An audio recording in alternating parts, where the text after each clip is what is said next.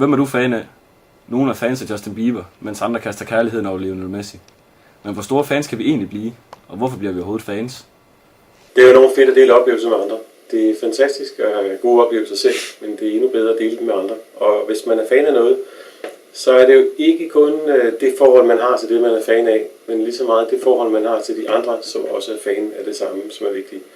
Jeg tror, en meget, meget vigtig del af den der fankultur, det er, at omkring det at være fan af noget, så bliver der pludselig et felt, hvor man kan dele nogle erfaringer, nogle oplevelser og nogle følelser med andre. Og det er vel stort set det vigtigste, der er i verden.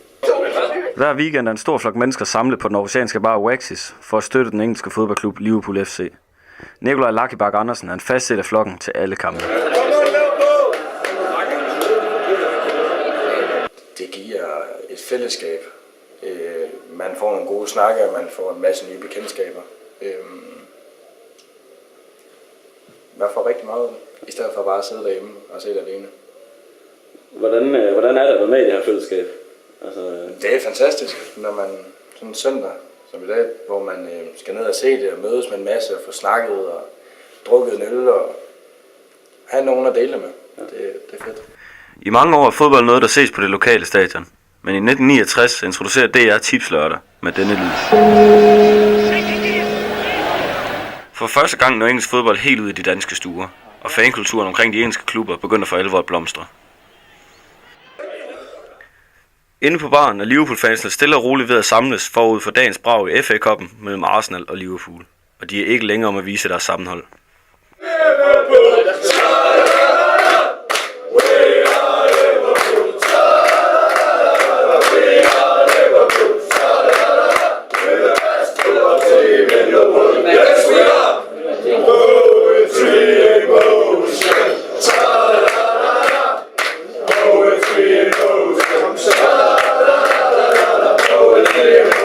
Før kampen er det som om, at nerverne sidder uden på fansens trøjer. Men hvor store følelser kan man egentlig have for en fodboldklub?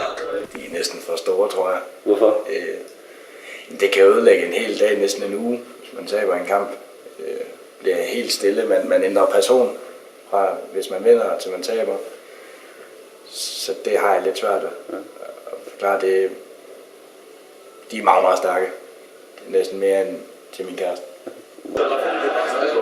Men er det ikke alt for meget, når en fodboldklub kan betyde lige så meget som en kæreste? Andreas Ropstof mener, at der er en grund til, at det kommer så vidt. Forholdet til de der både meget konkrete og meget abstrakte ting, som man kan være fan af. Der er jo ikke sådan en opvask blandet ind over det, vel? Eller diskussioner om, hvem er det, der skal tage den lille display, eller hvad der skal spille i det. Så du kan sige, at på nogle måder er det måske lettere at have en ren og uproblematisk følelse med de andre omkring det, man er fans af, end man har til, når man skal løse problemer med kæresten. I FA Cup-kampen er Liverpool bagud 2-0 ved halvleg. Men kort ind i anden halvleg får Liverpool straffespark, som skal eksekveres af klublegenden Steven Gerrard.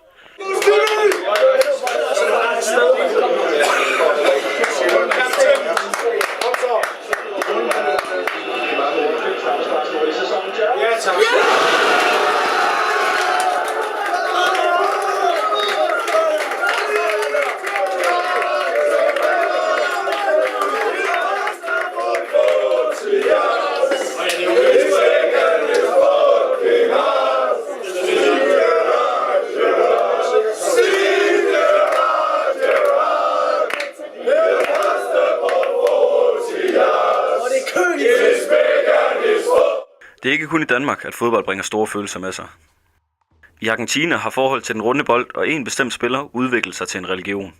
Kærligheden til den legendariske spiller Diego Maradona var for en gruppe fans så stort, at de startede Maradona-kirken. Kirken, hvor Maradona bliver betragtet som Gud, har i dag ca. 100.000 medlemmer. Og hvis man vil, så kan man både blive døbt og gift i Maradonas navn. Kirken har 10 Maradona-bud og sin egen fadervor. Nuestra Diego, que están en los lanzamientos, santificado sea tu mano izquierda. Nos traje su magia. Acá que sus objetivos se acordaron en la tierra como en el cielo. Danos un poco de magia de cada día. Perdona el inglés, como hemos perdonado de la napolitana, de la mafia.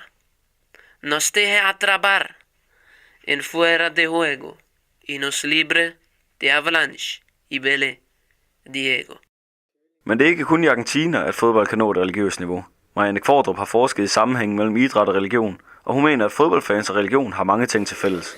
Jamen, jeg tror, der er mange, som støtter deres hold, i stedet for at gå i kirke. Ikke? Altså, nogen vil sige, at det er det, man gør om søndagen i dag, frem for det, man for 50 år siden gik i kirke. Ikke? Man finder simpelthen det samme fællesskab. Man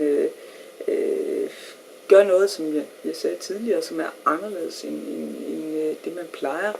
Og så er der nogle nye regler, ikke? Og det, jeg tror også er rigtig vigtigt. Altså, selvom du siger, at der er nogle klubber, der sådan er en arbejderklub primært og sådan noget, så betyder det ikke så meget, om man er direktør eller man er arbejdsløs, hvis man har holdtrøjen på.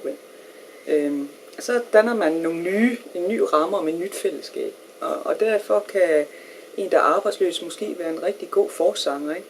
Og derfor kan sådan hierarkiske strukturer, de kan ændre sig i sporten, ligesom også i religion, under ritualer, ikke? Jamen der er alle lige for Gud, ikke? Og her er alle lige for kampen for sporten, men er med i det fællesskab, der kan gøre en forskel, ikke? Når Liverpool Fanklubben i Aarhus er samlet til kamp, er der et rødt hav af trøjer med spilleres navne og nummer trykt på ryggen. Ifølge Marianne Qvortrup kan klublogo og spillernavne ses som religiøse symboler for fodboldfans. Hvis du får en Liverpool-trøje med Steven Gerrards underskrift på, ikke? Jamen så kan den jo blive hængt op og kan være noget, som folk ikke må berøre, eller i forhold til renhed og urenhed, og som altid vil hænge der, ikke? Som sådan en koryfæ for noget særligt, ikke? Noget, der sådan løfter en op, ikke? Folk, der samler på alle mulige fodbold symboler, ikke? Som de hænger op som har et bestemt sted i deres stue, eller et bestemt sted, helt ligesom som korset, ikke? Så det har det man kalder en indeksikal betydning, ikke? At et indeks, fordi det refererer til noget bestemt for en, og skaber nogle følelser, ikke? Tilbage i Aarhus ser Liverpool-fansene på, da kampen bliver fløjtet af. Det ender med et 2-1 nederlag, og Liverpool dermed slår ud af FA-cuppen. Spørgsmålet er så, om en nederlag gør noget ved kærligheden til klubben. Overhovedet ikke. Støtten er altid værd, så det skal ikke gøre.